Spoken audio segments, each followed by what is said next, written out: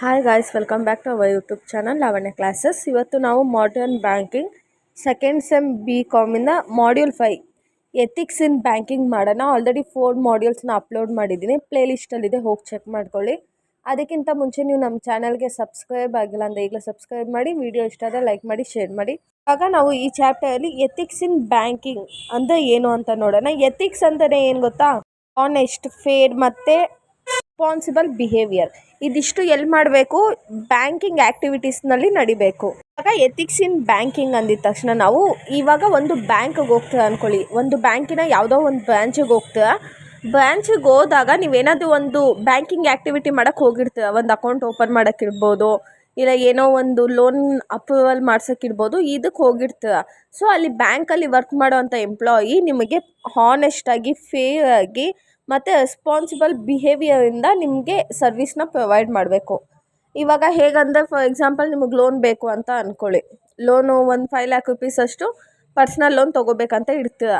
Documents ಎಲ್ಲ submit ಮಾಡಿರ್ತೀರ. ಎಲ್ಲ documents ಕರೆಕ್ಟಾಗಿರುತ್ತೆ. Even ಅವ್ನು ಏನಂತಾನಂದರೆ, ಇಲ್ಲ ನೀವು ಲೋನಿಗೆ ಎಲಿಜಿಬಲ್ ಇಲ್ಲ ಅಂತ ಕಳಿಸ್ಬಿಡ್ತಾನೆ. ಅದೇ ಅವ್ನ ಫ್ಯಾಮಿಲಿ ಫ್ರೆಂಡೋ ಯಾವನೋ ಒಬ್ಬ 5 lakh rupees ಲೋನಿಗೆ ಇರುತ್ತೆ, ಅವ್ನ ಡಾಕ್ಯುಮೆಂಟ್ಸ್ ಕರೆಕ್ಟಾಗಿಲ್ಲ ಅಂದ್ರೂ ಅವ್ನ ಲೋನನ್ನು ಸ್ಯಾಂಕ್ಷನ್ ಮಾಡೋವಂಥದ್ದು. ಲೈಕ್ ಈ ಥರ ಎಥಿಕ್ಸ್, ಇದರಲ್ಲಿ ಎಥಿಕ್ಸ್ ಕಾಣ್ತಾ ಇದೆಯಾ ನಿಮಗೆ? ಕಾಣ್ತಾ ಇಲ್ಲ. ಸೊ ಪ್ರಾಪರಾಗಿ ಎಥಿಕ್ಸ್ ಮೇಂಟೈನ್ ಮಾಡಬೇಕು ಬ್ಯಾಂಕಿಂಗ್ ಆ್ಯಕ್ಟಿವಿಟೀಸಲ್ಲಿ. ಅವನು ಫ್ಯಾಮಿಲಿ ಫ್ರೆಂಡ್ ಆಗಲಿ ಯಾವನಾದರೂ ಆಗಲಿ, ಡಾಕ್ಯುಮೆಂಟ್ಸ್ ಪಕ್ಕಾ ಇದ್ದು ಇವ್ನು ಎಲಿಜಿಬಲ್ ಇದ್ದಾನ ಇಲ್ವಾ, 5 lakh rupees ನಾವು ಲೋನ್ ಸ್ಯಾಂಕ್ಷನ್ ಮಾಡಿದ್ರೆ ಇವನು ಕ್ಲೀನಾಗಿ ಕಟ್ಟುತ್ತಾನ ಇಲ್ವಾ ಅನ್ನೋದನ್ನು ನೋಡಿ ಆಮೇಲೆ ಲೋನ್ನ ಸ್ಯಾಂಕ್ಷನ್ ಮಾಡಬೇಕು. ಸೊ ಎಥಿಕ್ಸ್ ಇನ್ ಬ್ಯಾಂಕಿಂಗ್ ಪ್ರಾಪರಾಗಿರಬೇಕು. ಮಾಡೋ ಅಂಥ ಕೆಲಸದ ಮೇಲೆ ಅವ್ನು ನಿಷ್ಠೆಯಿಂದ ಮಾಡಬೇಕು. ಯಾವುದೇ ರೀತಿ ಕರಪ್ಷನ್ ತೊಗೊಳ್ಳೋದಿರ್ಬೋದು.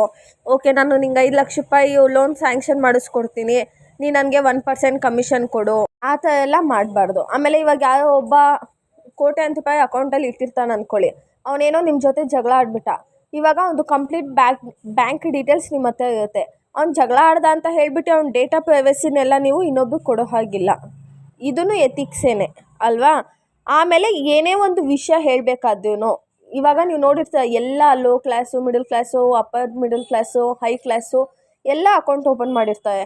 ನೀವು ನೋಡಿರ್ತೀರ ಬ್ಯಾಂಕಲ್ಲಿ ಈಗ ಅವ್ರಿಗೆ ಒಂಥರ ಟ್ರೀಟ್ ಮಾಡೋದು, ಇನ್ನೊಬ್ಬರಿಗೆ ಒಂಥರ ಟ್ರೀಟ್ ಮಾಡೋದು, ಈ ಥರ ಎಲ್ಲ ನಡೀತಿರುತ್ತೆ. ಸೊ ಈ ಥರದ್ದೆಲ್ಲ ನಡೆಯೋ ಹಾಗೆ ಇಲ್ಲ. ಎಲ್ಲನೂ ಈಕ್ವಲಾಗೆ ನೀವು ಟ್ರೀಟ್ ಮಾಡಬೇಕು. ಮತ್ತು ಏನೇ ಒಂದು ಇನ್ಫಾರ್ಮೇಷನ್ ಕೊಡೋಕ್ಕಿಂತ ಮುಂಚೆ ಕಂಪ್ಲೀಟಾಗಿ ಕಸ್ಟಮರ್ಗೆ ಅರ್ಥ ಮಾಡಿಸ್ಬೇಕು ನೀವು ಅದನ್ನು. ಈಗ ಫಾರ್ ಎಕ್ಸಾಂಪಲ್ SBI ಬ್ಯಾಂಕಲ್ಲಿ ನಿಮಗೆ ಮೋದಿ ಕಡೆಯಿಂದ ಒಂದು ಇನ್ಶೂರೆನ್ಸ್ ಪಾಲಿಸಿ ಬಂದಿದೆ. ಸೊ ಬ್ಯಾಂಕಲ್ಲೆಲ್ಲ ಏನು ಮಾಡ್ತಿದ್ದಾರೆ ಅಂದರೆ, ಏನೂ ಇನ್ಫಾರ್ಮೇಷನ್ ಕೊಡ್ತಾ ಇಲ್ಲ, ಜಸ್ಟ್ ಒಂದು ಫಾರ್ಮ್ ಕೊಡ್ತಾರೆ, ಈ ಫಾರ್ಮ್ ಫಿಲ್ ಮಾಡಿಕೊಡಿ ಅಂತ ಹೇಳ್ತಿದ್ದಾರೆ ಹೊರತು ಯಾಕೆ ಆ ಫಾರ್ಮ್ ಫಿಲ್ ಮಾಡಿಕೊಡ್ಬೇಕು ಅಂತ ಏನೂ ಹೇಳ್ತಿಲ್ಲ. ಲೈಕ್ ಈ ಥರ ಎಲ್ಲ ಮಾಡೋ ಹಾಗಿಲ್ಲ. ಇವಾಗ ನೋಡಿ, ಎಷ್ಟೊಂದು ಜನಕ್ಕೆ ಓದೋದಕ್ಕೆ ಬರೋದಿಲ್ಲ. ಸೊ ಅವೇನಂತ ಏನೋ ಒಂದು ಫಾರ್ಮು ಬ್ಯಾಂಕ್ ಅವ್ರು ಹೇಳ್ತಾ ಇದ್ದಾರೆ ಅಂತ ಫಿಲ್ ಮಾಡಿಕೊಟ್ಬಿಡ್ತಾರೆ. ಬಟ್ ಏನಾಗುತ್ತೆ, ಮಂತ್ಲಿ ಅವ್ರ ಅಕೌಂಟಿಂದ 150 rupees ಡಿಡಕ್ಟ್ ಆಗ್ತಾ ಹೋಗುತ್ತೆ ಮಂತ್ಲಿ. ಈಗ ಕೆಲವೊಬ್ಬರು ಅಕೌಂಟಲ್ಲಿ ದುಡ್ಡು ಇರುತ್ತೆ, ಇನ್ನು ಕೆಲವೊಬ್ಬರು ಅಕೌಂಟಲ್ಲಿ ದುಡ್ಡು ಇರೋದಿಲ್ಲ. ಸೊ ಏನು, ಅದು ಅವ್ರ ಇಷ್ಟ ಅಲ್ವಾ, ಪಾಲಿಸಿ ಮಾಡಿಸ್ಕೋತಾರೆ, ಇಲ್ಲ ಅವ್ರಿಗೆ ಬಿಟ್ಟಿದ್ದು. ಬ್ಯಾಂಕ್ ಅವ್ರು ಏನು ಮಾಡ್ತಿದ್ದಾರೆ ಅಂದರೆ, SBI ಬ್ಯಾಂಕಲ್ಲಿ ಮೇನಾಗಿ ಹೇಳ್ತಾ ಇದ್ದೀನಿ, ಅವು ಏನು ಇನ್ಫಾರ್ಮೇ ಮಾಡ್ತಾಯಿಲ್ಲ. ಸುಮ್ಮನೆ ಇದು ಇಲ್ಲ ನೀವು ಮಾಡಿಸ್ಬೇಕು, ಸುಮ್ಮನೆ ಫಾರ್ಮ್ ಕೊಟ್ಬಿಡ್ತಿದ್ದ, ಈ ಫಾರ್ಮ್ ಫಿಲ್ ಮಾಡಿ ಕೊಟ್ಬಿಡಿ ಅಷ್ಟೇ, ಏನು ತಿಂಗಳು ನಮ್ಮ ಪಾಡಿಗೆ ನಾವು ಕಟ್ ಮಾಡ್ಕೊಂಡು ಹೋಗ್ತೀವಿ ಅಂತ. ಲೈಕ್ ಈ ಥರ ಎಲ್ಲ ಮಾಡೋ ಹಾಗಿಲ್ಲ. ಸೊ ಯಾಕೆ ಮಾಡ್ತಾರೆ ಹೀಗೆಲ್ಲ? ಯಾವ ಒಂದು ಕಂಪ್ಲೇಂಟ್ ರೈಸ್ ಮಾಡ್ತಾ ಇಲ್ಲ. ಯಾಕೆ ಕಂಪ್ಲೇಂಟ್ ರೈಸ್ ಮಾಡ್ತಿಲ್ಲ ಅಂದರೆ ಅವ್ರಿಗೆ ಐಡಿಯಾನೇ ಇಲ್ಲ, ಎಷ್ಟೊಂದು ಜನ ಓದಿಲ್ಲ.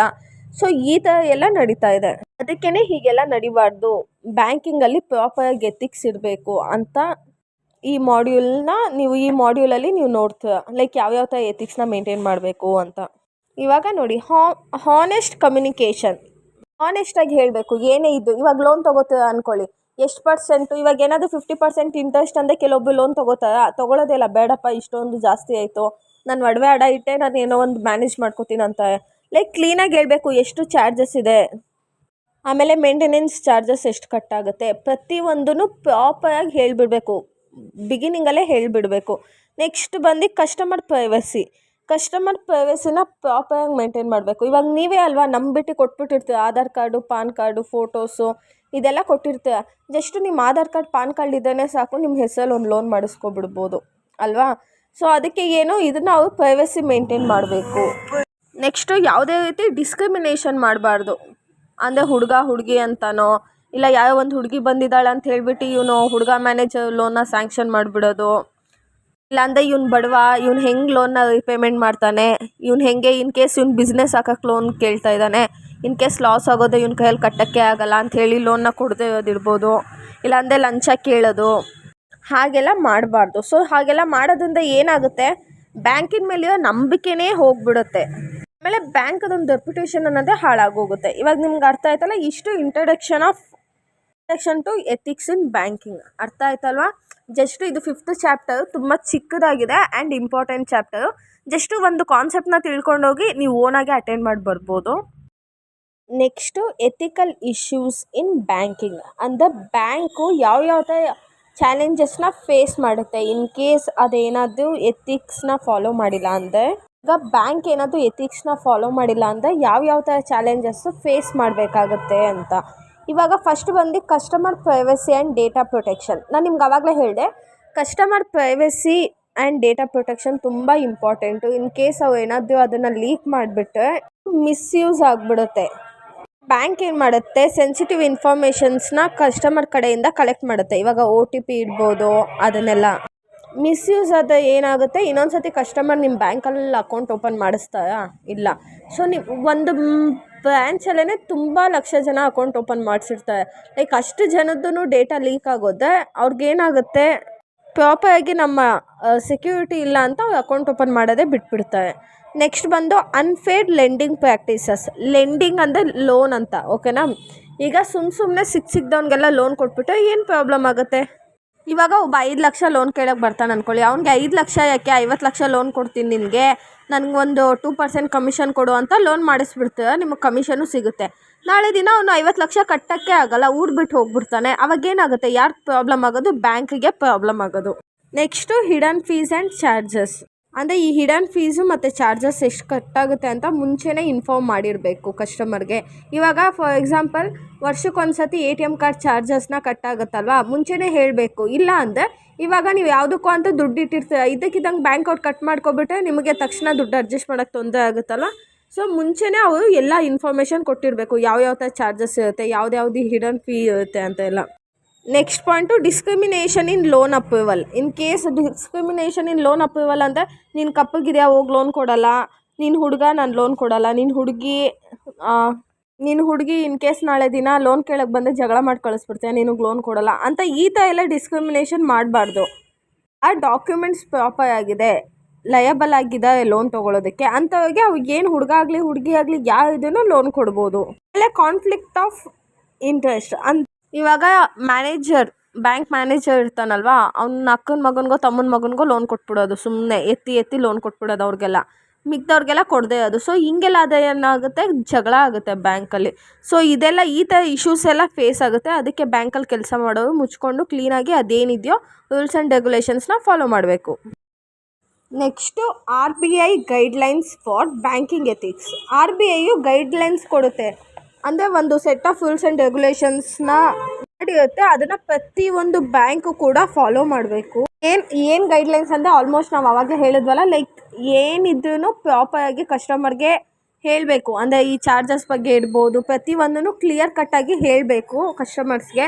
ಮತ್ತು ಕಸ್ಟಮರ್ಸ್ ಡೇಟಾನ ಪ್ರಾಪರಾಗಿ ಪ್ರೊಟೆಕ್ಟ್ ಮಾಡೋದಿರ್ಬೋದು, ಪಬ್ಲಿಕ್ಕಿಗೆ ಯಾವುದೇ ರೀತಿ ತೊಂದರೆ ಆಗಬಾರ್ದು, ಎಲ್ಲರಿಗೂ ಈಕ್ವಲ್ ಆಗಿ ಸರ್ವಿಸ್ ಪ್ರೊವೈಡ್ ಮಾಡಬೇಕು ಅನ್ನೋದೇ RBI ಗೈಡ್ಲೈನ್ಸ್ ಆಗಿರುತ್ತೆ. ಇವಾಗ 1 by 1 ನೋಡೋಣ.